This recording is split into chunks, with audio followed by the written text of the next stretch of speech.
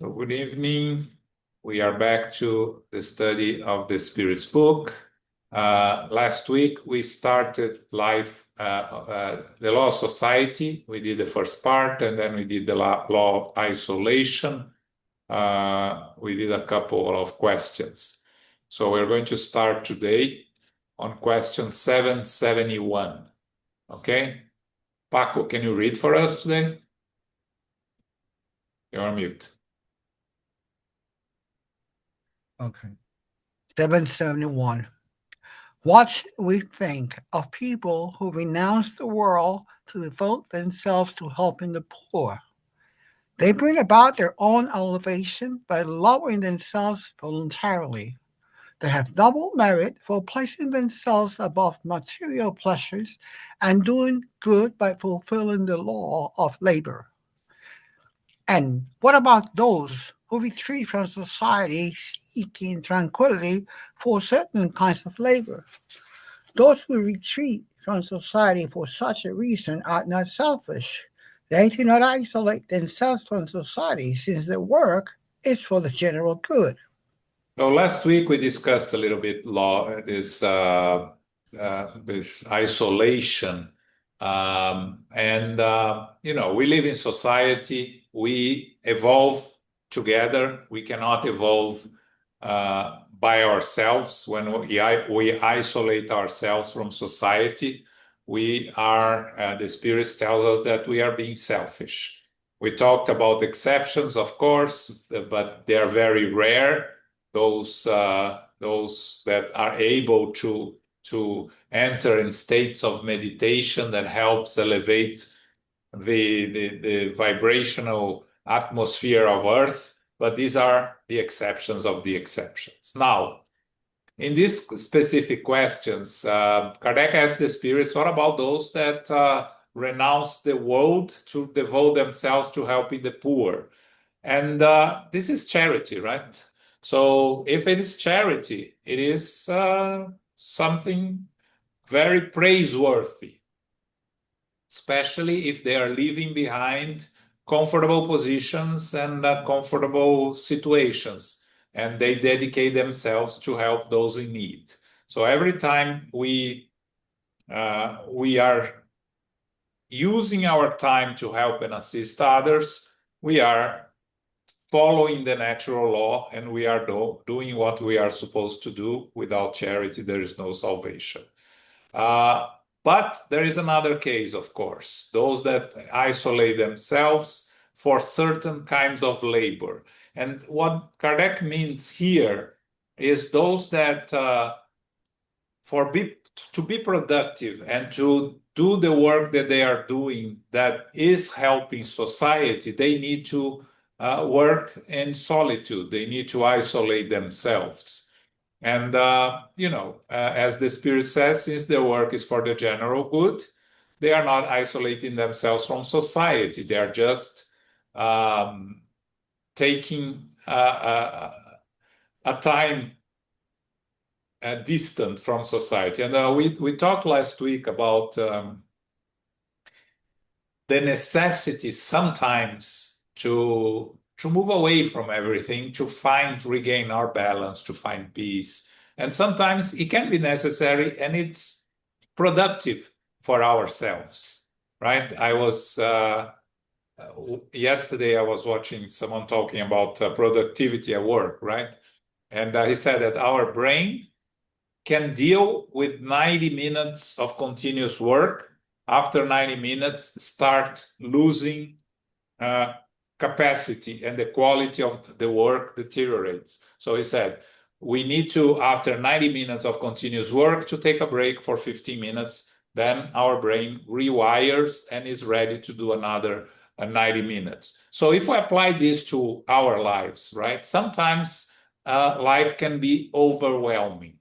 And sometimes it is important for us to isolate ourselves, to move away from all the chaos in our lives, to regain strength, to regain balance. So that's not retreating from society. That's working on our well-being, and there is nothing wrong with that, right? again, we are imperfect spirits. So whatever we need to do to improve our capacity of dealing with the world, it's better for us. And sometimes what we need is to isolate ourselves. What we're talking here is isolating completely and not living in society. That's the problem. That's selfish, as the spirits told us last week.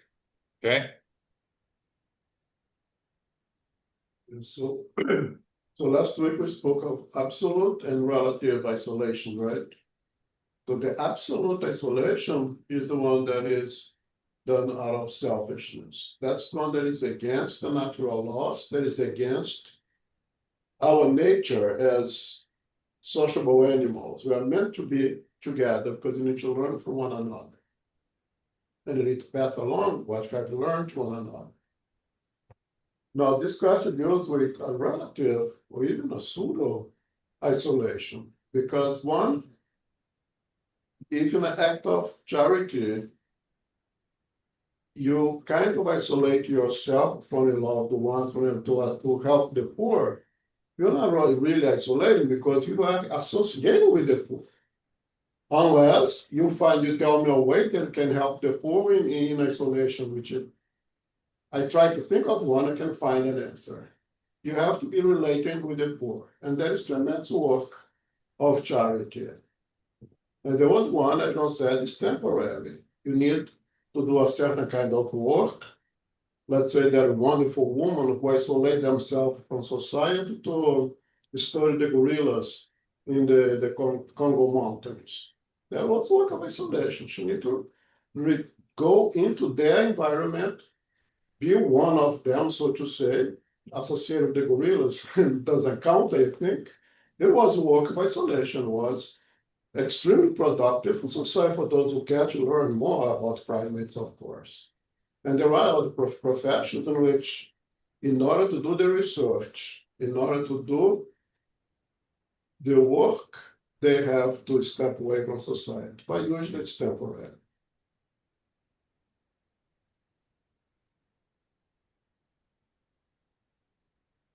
Okay. 772. 772. What should we think of the flower of silence prescribed by certain religious groups since ancient times? You should ask yourselves what speech is found in nature and why God has created it. God condemns the abuse, but not the use, of the faculties that have been gifted to humankind. Silence is useful because you gather your thoughts when you practice it. Your spirit has more freedom and can center into more intimate communication with us. However, a vow of silence is absurd.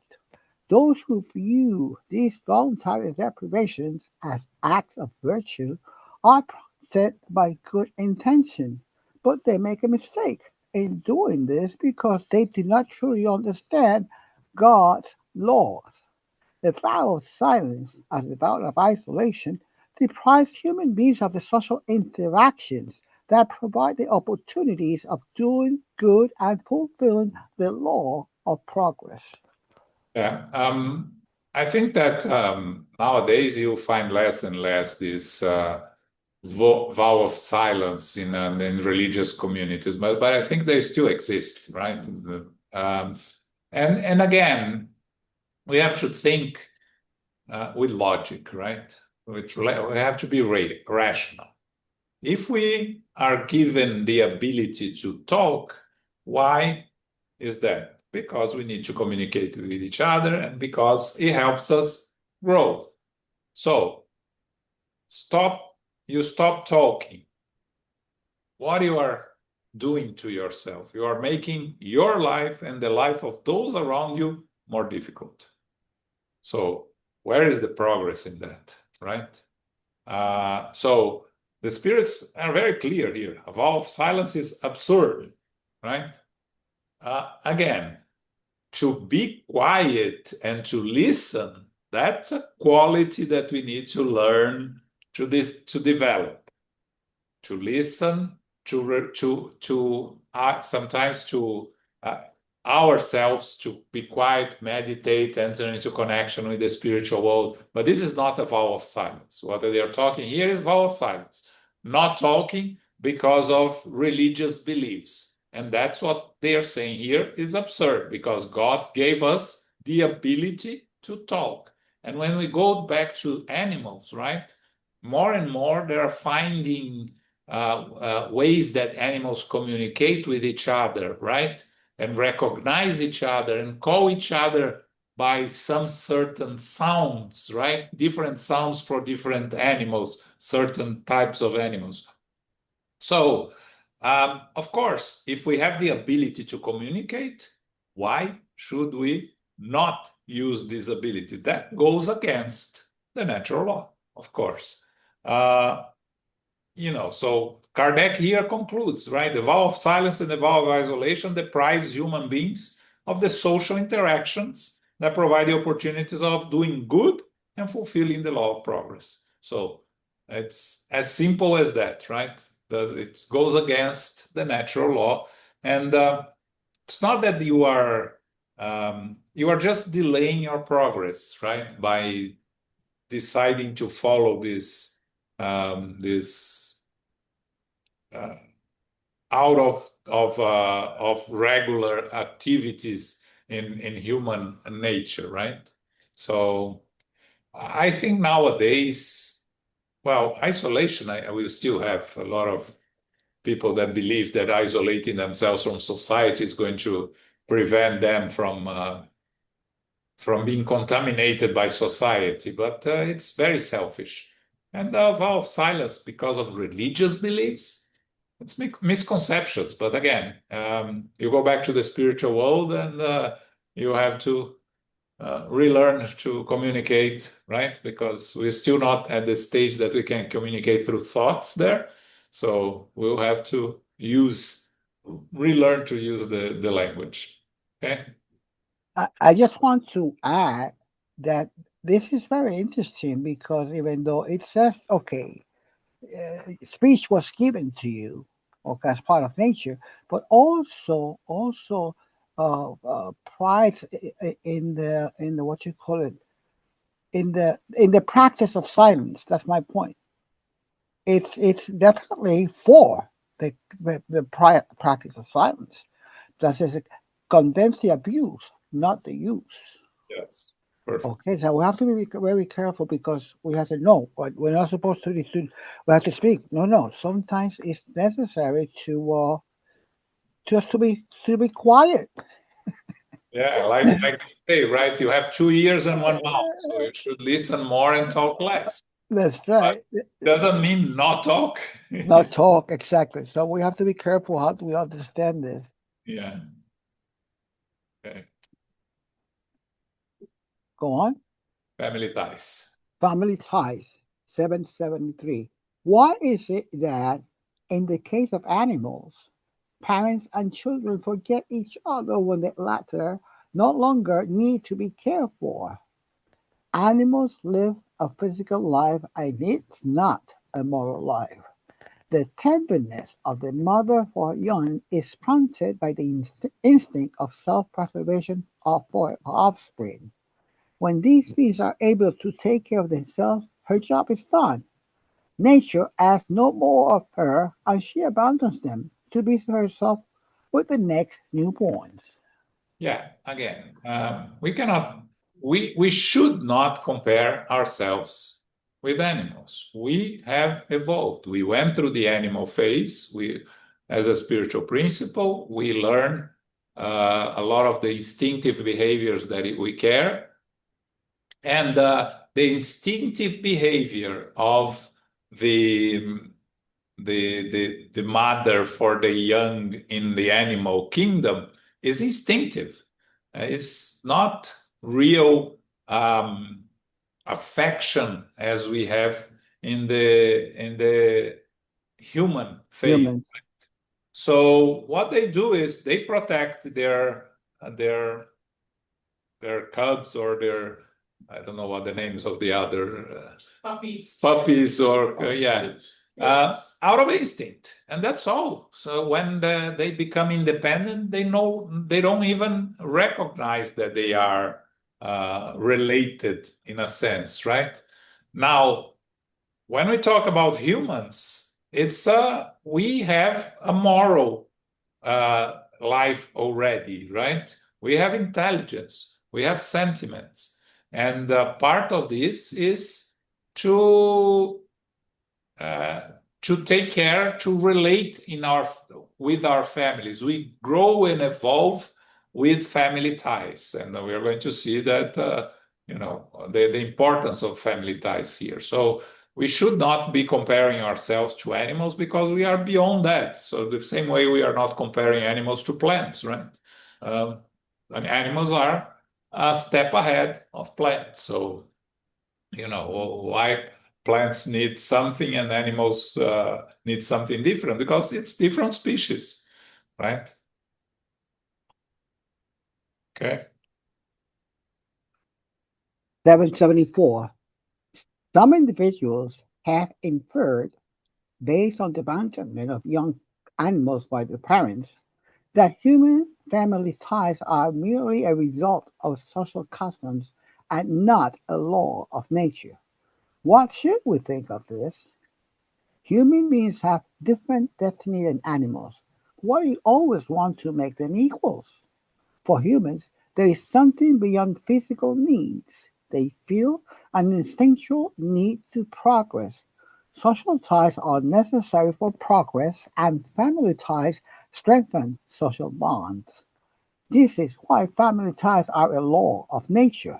God wants men and women to learn to love one another as brothers and sisters. Yes, again, going back to try to compare ourselves to animals, and the spirits are very clear here. Why do you always want to make them equals? We're not animals, right? Law of regression. Yeah, it's going, the next chapter is law of progress. So we're not studying law of regression here. It doesn't exist. So we're progressing. So instead of looking at the animals, we should look at the more evolved spirits, right? We should listen to them and try to relate to what they are doing, right? How they are acting towards the others and how they try to help each other. And we have the incarnate, more evolved spirits, incarnate ones, right? That we normally use as models here, right? So we should look at them, not at animals. Animals are animals. They live by instinct. They have some first intelligent signs. Some types of animals, some intelligent, some signs of intelligence, yes, but they don't have any moral evolution, right? So an animal that kills another animal does out of instinct and is not responsible, doesn't face consequences. When we become humans, we become responsible for our actions. Everything that we do create a consequence. We need to progress, and this is the instinct that we bring as individual spirits, as humans, is the need to progress. It's something that we all bring with us, right? We may fight against it, we may be lazy and not want to progress, but it's instinctive.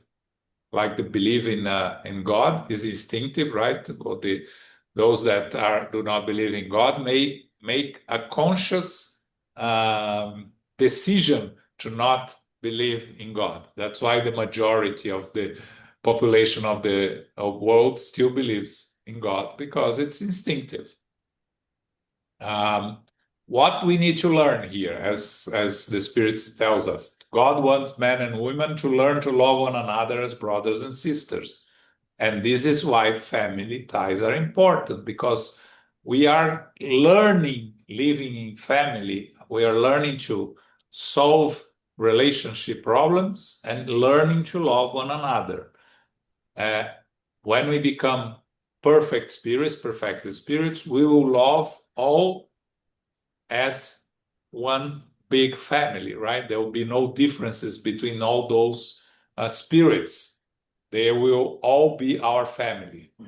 But as we are evolving now, we need to learn in small groups. And from small groups, we are enlarging the groups. We are growing the groups and the family groups that we are, and then, friends and everything. So this is all the process where we learn to love one another and to evolve together, right? By helping one another.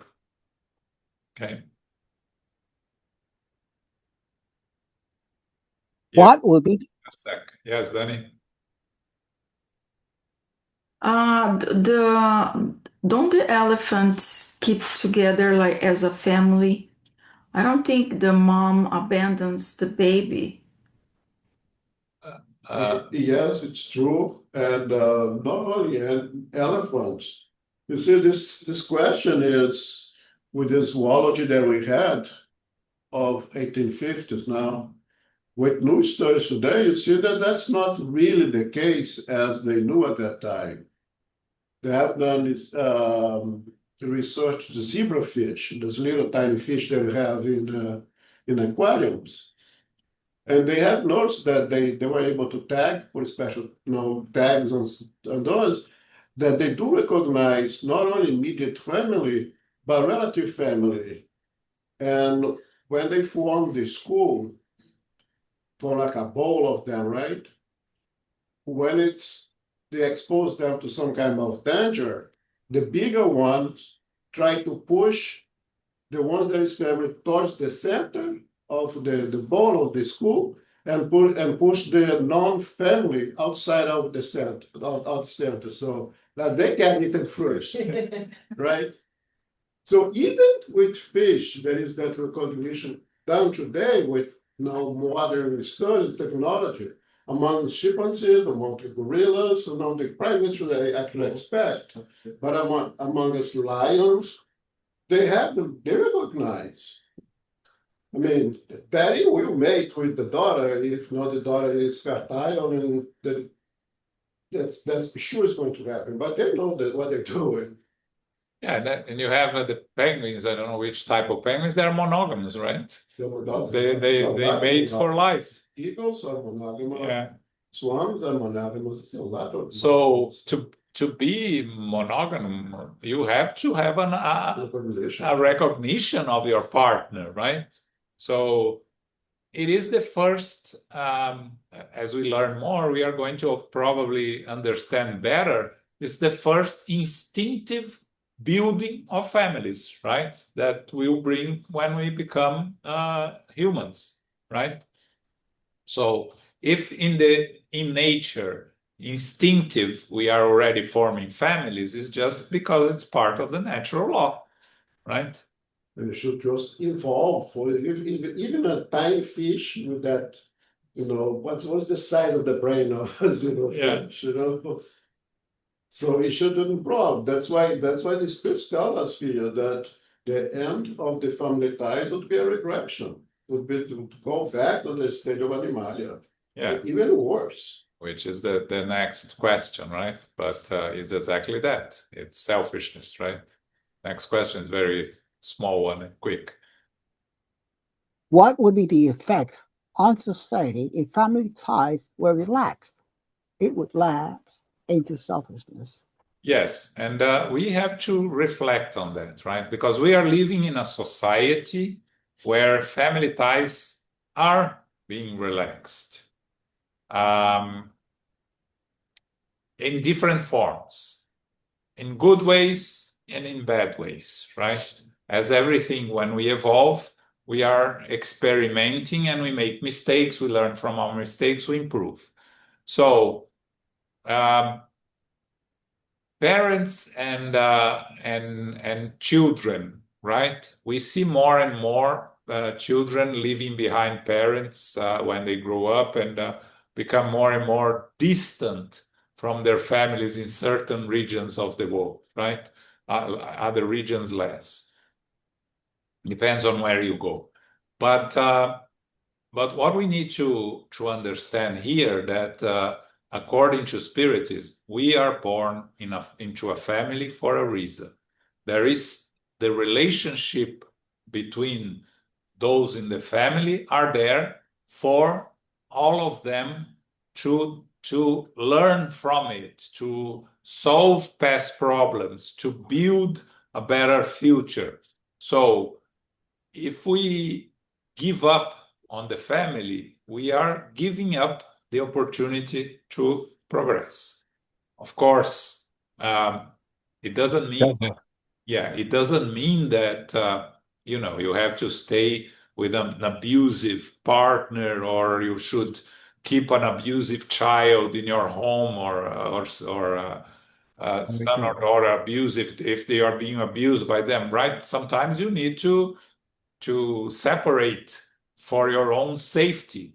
But in general, it's important to try to preserve the family ties as much as possible. And again, family ties, the parents raise their children grow up, and they get married, and they create their own families. So the relationship with the parents becomes less intense.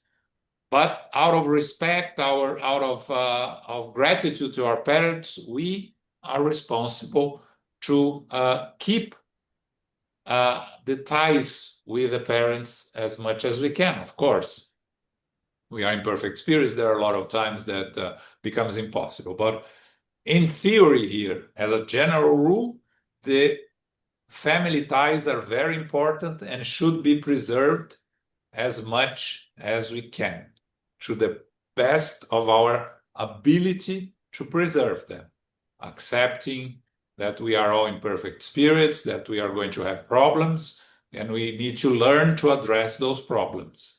And also accept the realities of different realities. Sometimes, you have to separate from your family or someone from your family have to separate for several different reasons. But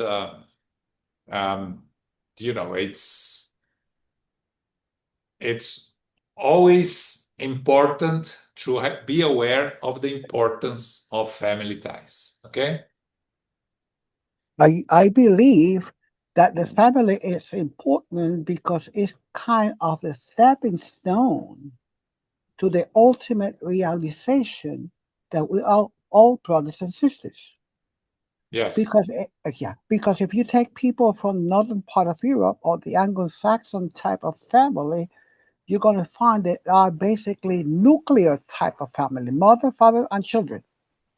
Well, if you take let's say the extended type of family, which is Latin America and the southern part of Europe, you're going to find mother, father, children, cousins, second cousins, uncles, aunts, okay, the chicken and the pig too. So those are cultural conditions Yes. affecting all of us. But I do believe, and I and take it from someone who comes from a highly dysfunctional family background, that family is a kind of a laboratory to as a stepping stone to ultimate realize that all human beings are family, one No, way or the other. Thank you. yeah, and we can begin to expand the concept of family, right? Exactly. It doesn't need to be blood ties, right? We can create That definitely. a community and feel like a family in the community, right? Which is not blood ties, but it is a family, because in the end, as you said, we are all one big universal family. But Exactly. the blood family, it is the basis of society, and it is important, right? Now the adaptations that we have throughout their life, they are adaptations that are needed for our progress and that can be very useful. But even if it's dysfunctional, it's still a link. It's still a stepping stone. It's It an serves a opportunity purpose. to learn, right? It's an opportunity Exactly.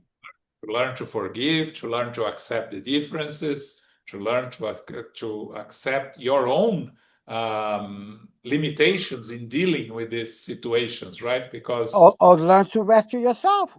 yes, And To self-preservation, which is Yes. also a natural law. defend yourself, right? Yeah.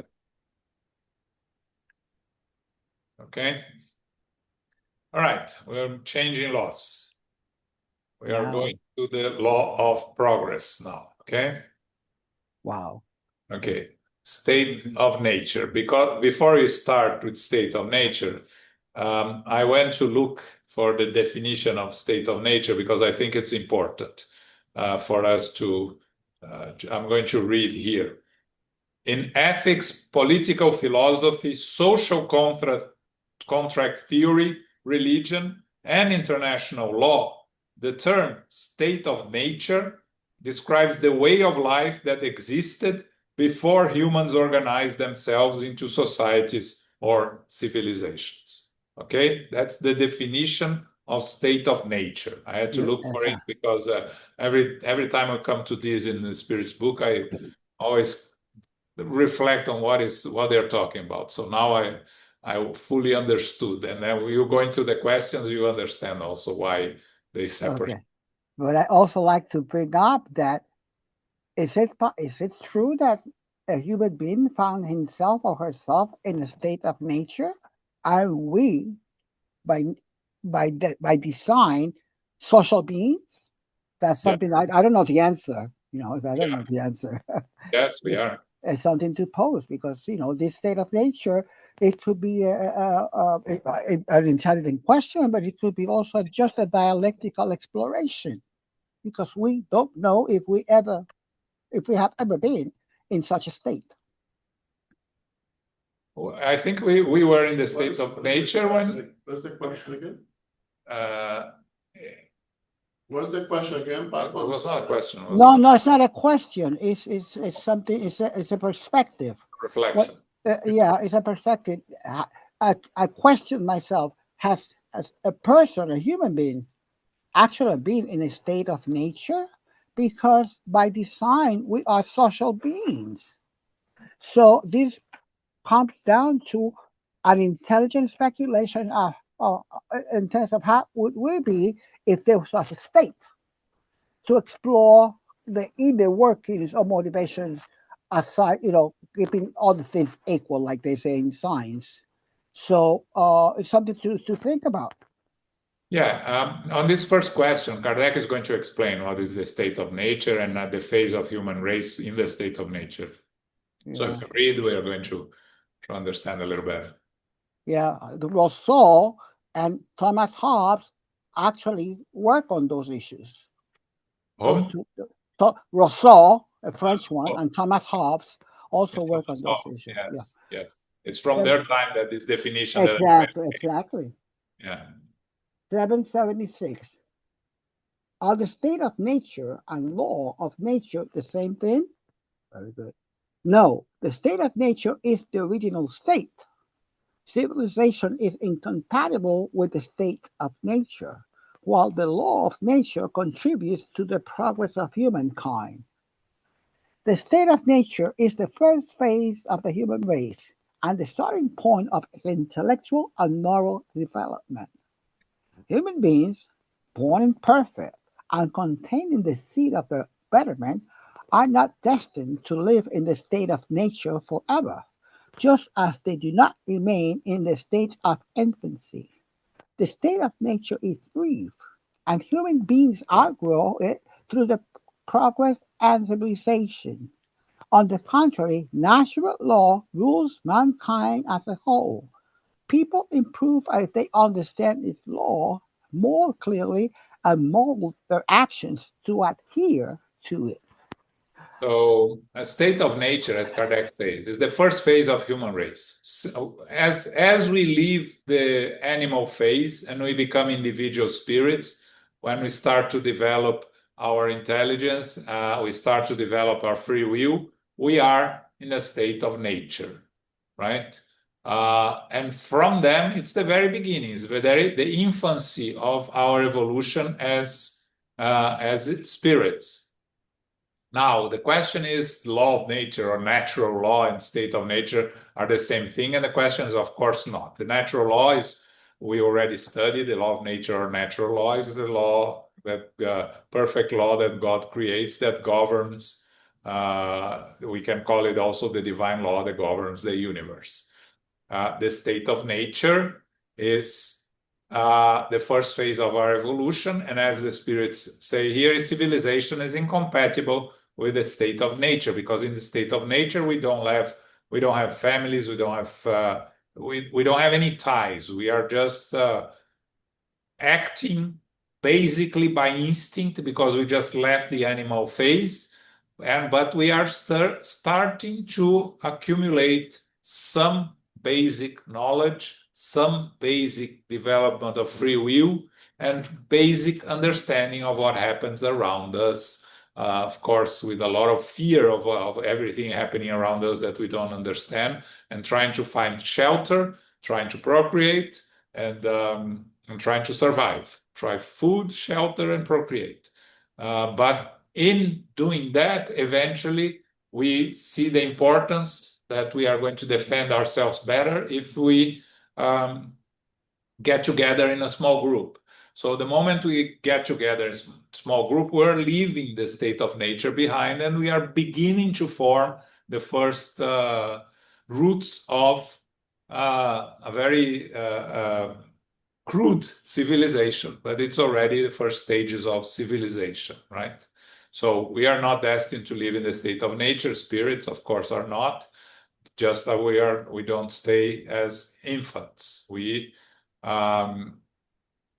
grow and we follow the natural law, the divine law, as we grow, as we evolve, and according to our understanding and acceptance of the natural law, our actions in relation to the natural law is what's going to create the consequences for ourselves, both positive and negative, when we follow the natural laws, when we deviate from the natural law. Okay? Can you read the definition of the state of nature again? Here, this one? Yeah. And that one is from whom? This one? Yeah.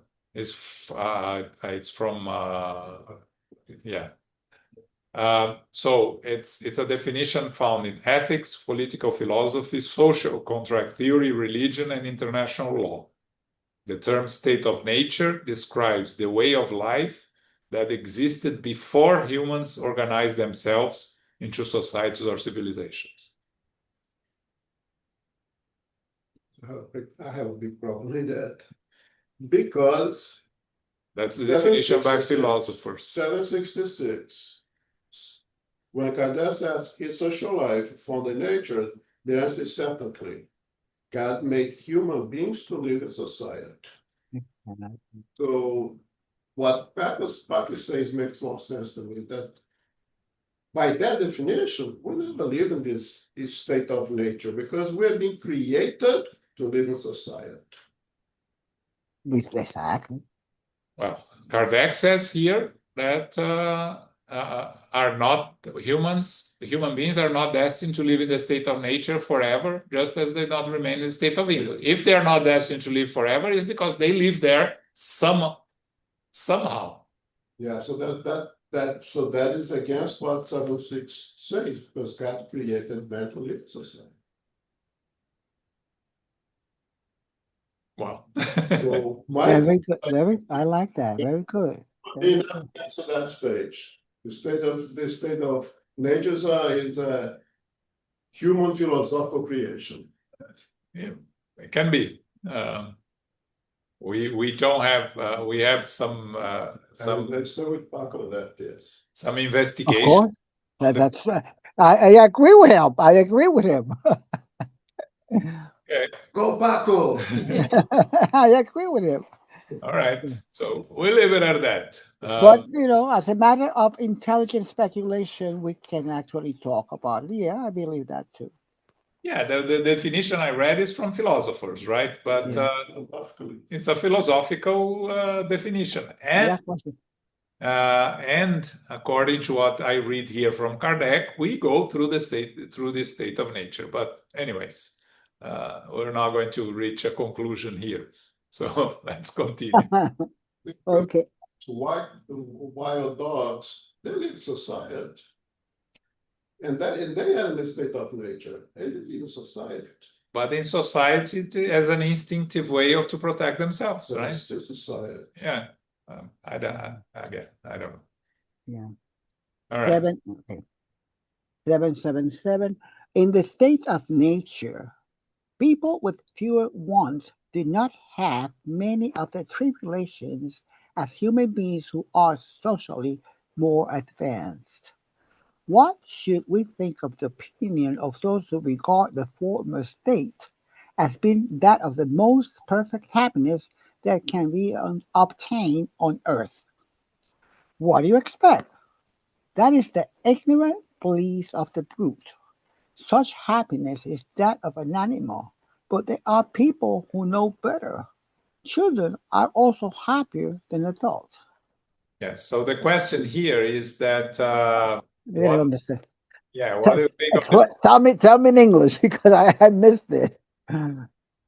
because when we are in this so-called state of nature, we have no needs, material needs in a sense. We theoretically, what Kardec is asking, it will be the most perfect happiness. And the spirit says, no, it's the ignorant bliss of the brute. And actually, reflecting on it, this is my opinion, right? I think if we ever went through this state of nature, and I'm just following what is said here, what we have is fear, right? Mostly fear, because everything around us is strange. We need to survive. We need to find food. We need to find. We have an instinct to procreate. We need to find shelter, and that occupies all of our time. And associated with that, it's fear, right? So I don't see happiness there. I don't see any, not imperfect, not even imperfect happiness. They talk about perfect happiness. I don't see even imperfect happiness.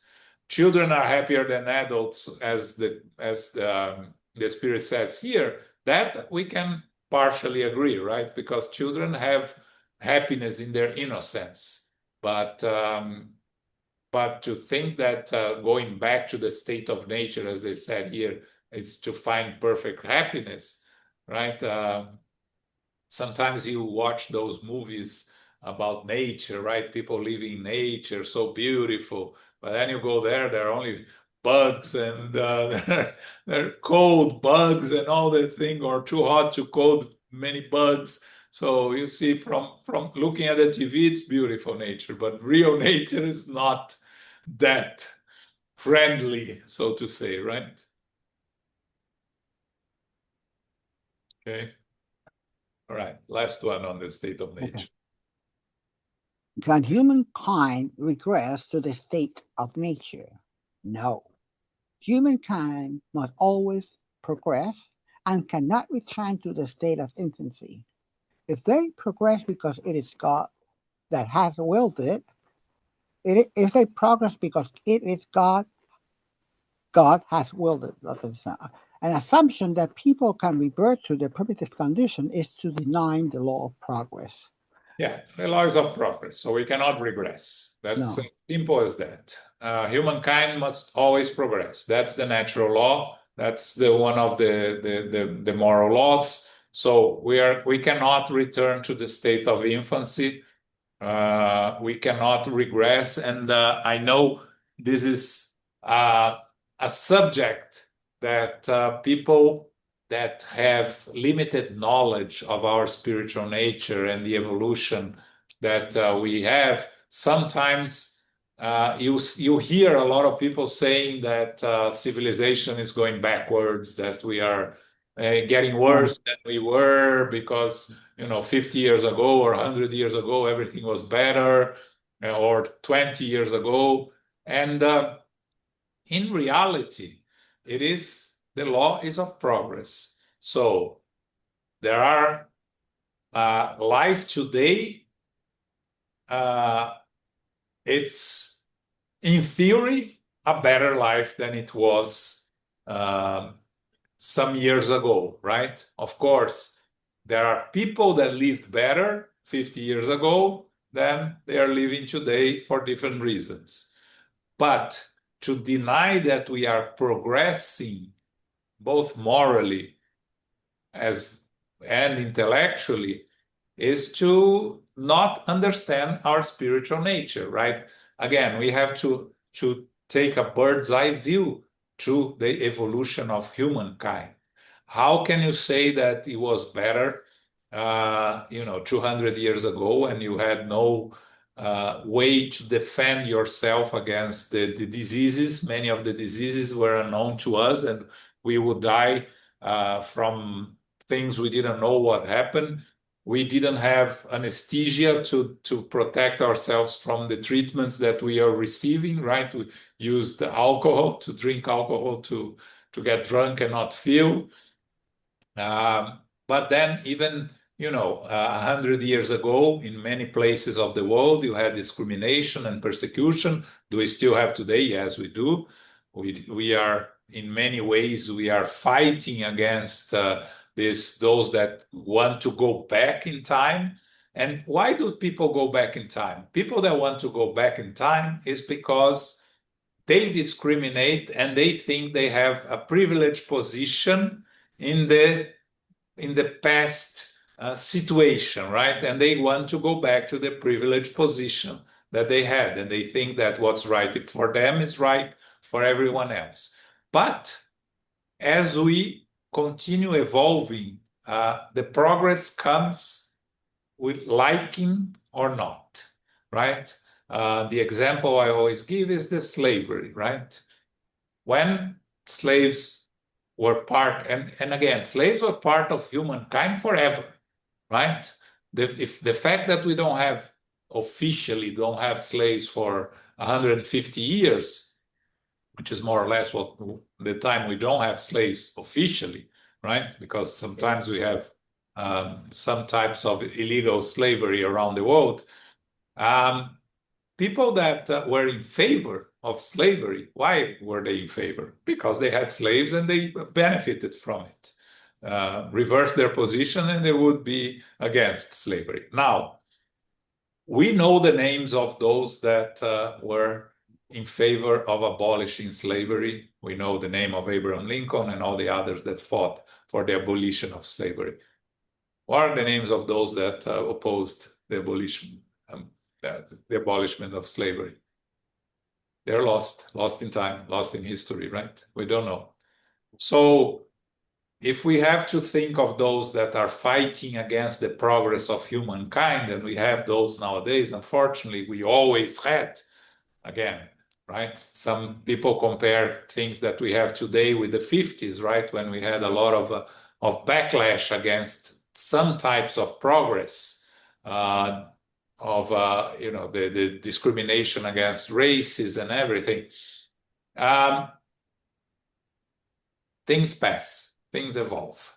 Like Elmo says, right? Everyone goes back to the spiritual world eventually, right? Even those that are trying very hard to make us regress, they will go back to the spiritual world also. And we will go back to the spiritual world. And again, we'll be responsible for the actions. If we work hard to prevent progress, any type of progress, we are going to create consequences, not good consequences for ourselves. If we are trying to work with progress and making mistakes, because again, we are imperfect spirits, we are going to make mistakes. We are going to, there are those that are trying to prevent progress. And there are those that are trying to progress too fast without weigh consequences. And what happens to those is also they are going to make mistakes.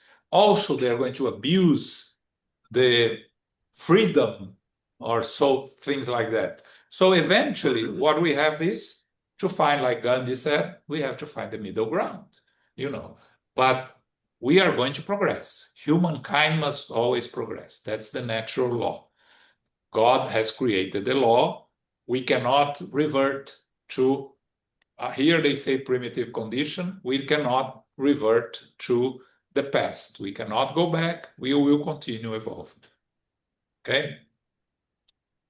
It seems to me that we always think about the good old times, because in the good old times, I was kind of in sync with what was happening And when society starts advancing, I find myself like trying to keep up with it. And Yeah. sometimes I get frustrated because I cannot keep up with it. It's not the same, like call a slave owner.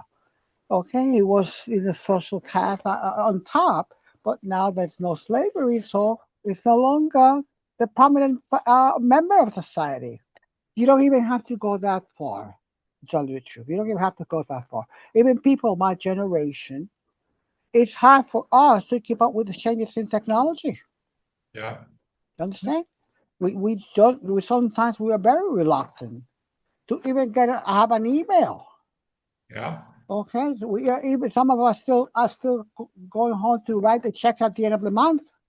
They don't have recurring payments, and I understand because Yeah. even myself, I have to sit at my desk to be even. I got the recurring payment, but I have to sit down here. Yeah. So, it's like progress comes, and whether I like it or not, Yeah. it's here to say. I have to either keep up with it or drown. Yeah. No, Or you're just that's why we kind of that's my theory on why we miss the good old times. Oh, yeah, because we tend also to remember the good old times, right? We don't remember the difficulties we leave behind, and we Exactly, remember and the and the fun head and exactly, and very good too. yeah, We forget those times too. we don't remember the afflictions, the struggles that we had, the work Yeah, that we had, because everything passes, and again, the more we can continue learning, the more we're going to help ourselves, but also accepting our limitations, right? There, as new generations come with new things, we won't be able to keep up with everything. So it's exactly. the acceptance and understanding of our nature and to the certainty that we will come back in a new incarnation and we'll have access to even better things that they have today, right? Because what they have now, we're going to have better when we come back Exactly. in 50 or 100 years, right? So, you know, it's to keep upbeat about the progress, not fight against it, because there is no use in fight against it. It's going to happen No, it's a regardless of us. it's a losing battle if we fight Yeah, it. But exactly. it's uncomfortable. It is you have to learn things. But learning is always good, right? We are here It- to learn, for right? the ones that do enjoy learning. Yes. Well, Well, okay, that it okay. So even if we don't don't enjoy assume that. learning, we should, No. Some people graduate from high school and don't ever touch a book ever again. yeah, I know. You But know. again, it's each one at their own at Yeah. their own pace, right? What can we do? Yeah. All right, we are going to stop here because we are going to start a new item called the March of Progress. Again, we'll be back in 3 weeks because both Christmas and New Year's both fall on Thursdays. So we'll be back on On Thursday, January 8th. January 8th. Yes. For this study, right? SGNY still have meetings this Sunday. We have the study of the Medium's book this Sunday. We have our fraternal assistance meeting on Monday here, and then we'll be closed until January 4th, which is a Sunday, when we are going to study the book Action and Reaction. On the Okay? 4th. Okay. So we are closed from Monday, this coming Monday, the 22nd, until we are open Monday, and then we reopen on January 4th. Okay? Okay. Thank you. Thanks. Carol, can you do our final prayer? Yes, I can. Thank you very much, John, for hosting, and thank you, Elmo. Thank you, Paco, also for reading for us this evening, and everyone who is here participating. Infinite Creator and Divine Providence, we give thanks to be together as brothers and sisters for our studies of the Spirit's book, Chapter VII and Chapter VIII, covering the law of society, life of isolation, family ties, the march of progress, and the state of nature. After 90 minutes of work, we need a brief break to recalibrate our brains. However, complete isolation within society is against our nature. Those that isolate purposefully to help the poor are useful and are doing the work of service to humankind. Self-contained solitude can be valuable in moderation. However, complete isolation, such as in a religious vow of silence, deprives a human of social interactions which are completely necessary. Animals progress by instinct. Humans learn through family bonds and naturally expands to include other social groups.